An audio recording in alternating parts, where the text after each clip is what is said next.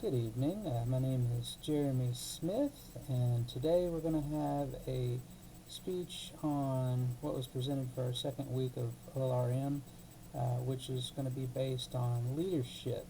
And we were looking to discuss any famous leaders in life or in history, someone that would resonate with us and kind of show what the values of leadership really is.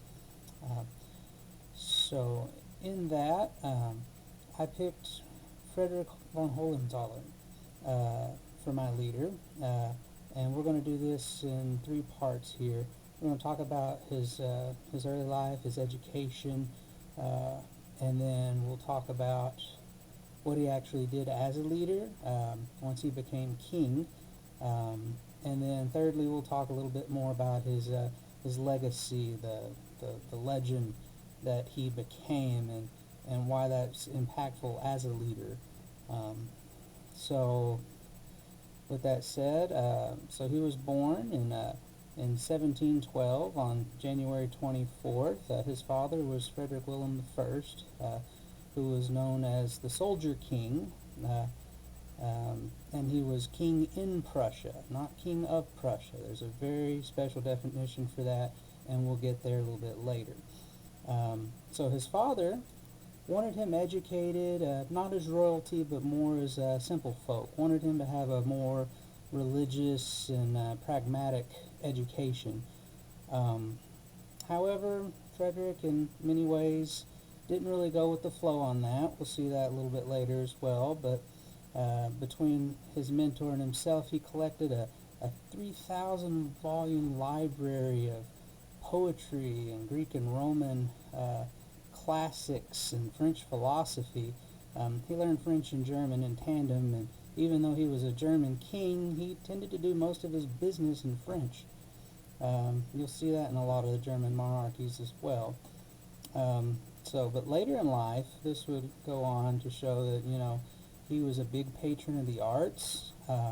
He collected various musicians to his court. He himself wrote over 120 different pieces, typically flutes, some orchestral, some symphony stuff. So this was a very well-rounded individual who really strived in his own education. And he definitely was a bit different with his times. So one of his famous written works was the Anti-Machiavel, which was an essay that he penned in collaboration with his friend Foltier.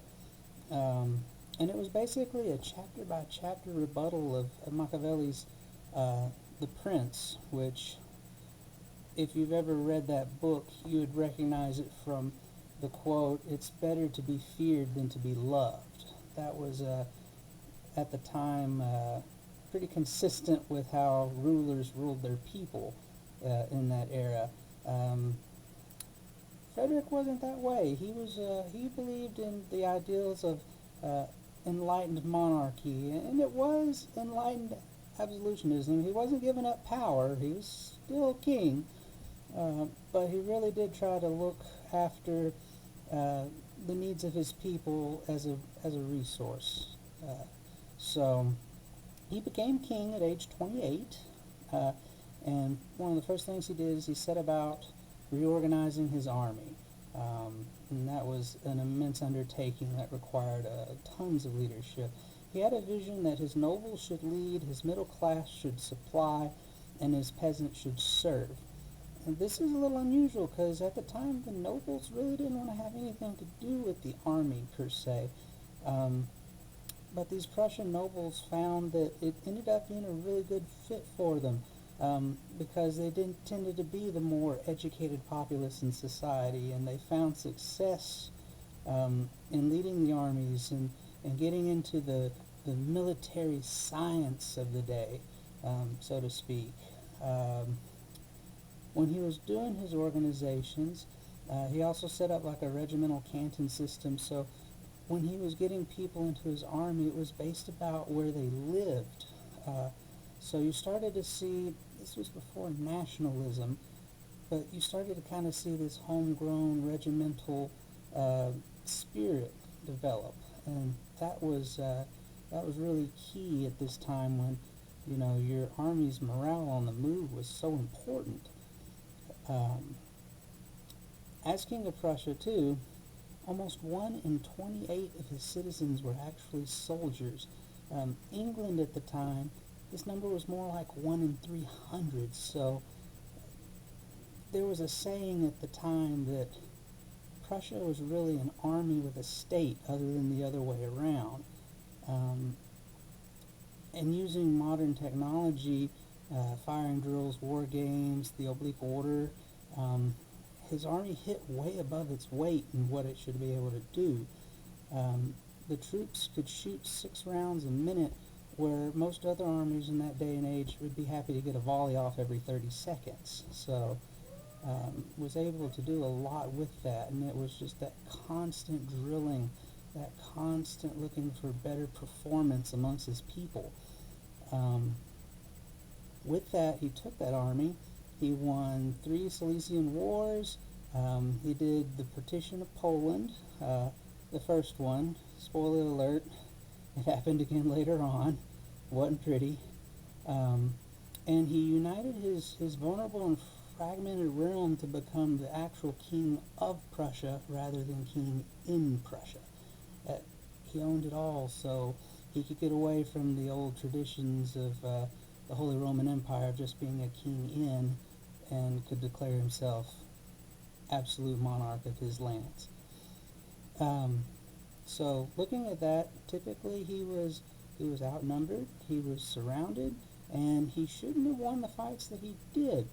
But with morale, intense drilling, maneuver, and a relentless offensive ideal of being able to hit people where it hurt when he needed to, he was able to turn his military into something spectacular in that day and age. And in doing so, he was able to turn his country into basically an unknown backwater state to a continental superpower for his age. He did have some losses, and some of them were pretty spectacular, but with luck, leadership, and persistence, he was able to overcome those obstacles and press on to become one of the most well-regarded leaders, statesmen, and monarchs of his era. So, his legacy, he wasn't just a king on the battlefield. He really did a lot for his people as well. In his state, if you were not of noble blood, you could still become like a judge or a magistrate based on your skills and not just your birth. So that's a little bit different than some of his neighbors did. So it got men of talent into positions where they could actually use that talent for the betterment of the people. He was also known as the Potato King, and that story was he was looking for ways to keep his people fed because he had a small country. He had issues with any kind of long drawn out wars, so he had to find ways to nourish his troops and his people. So the potato at the time started being exported out of America, and he was really keen on that. And he brought that and he planted that himself in order to get his people to catch on to it, because at the time potatoes were not a thing in Europe really. And people actually were looking towards the Bible thinking that this was like the devil's apple, so there was a lot of disdain for it. And after he showed them what it could do, it started to catch on in popularity. And if you've ever had modern German cuisine, you can tell it caught on. So that he was the founder of the Pour le Mort, which was like the Blue Max, which was the older brother to the more identifiable Iron Cross. So, and he had his drawbacks as well. He definitely had some superiority issues amongst the German people, detested the Polish people, which happened with the partition there, and he was definitely an opportunist for his time as well. But all in all, he was good for his people and kind of became an outstanding monarch and a symbol of modern Germany today. Even people like von Clausewitz and Napoleon and other foremost military thinkers of the time still to this day think that he was exceptional for his leadership, his tactics, and just driving on at what a military could be. So, but that's what we're gonna end that with, letting you know, and that is why we call him Frederick the Great. And in many ways, he really was. Thank you.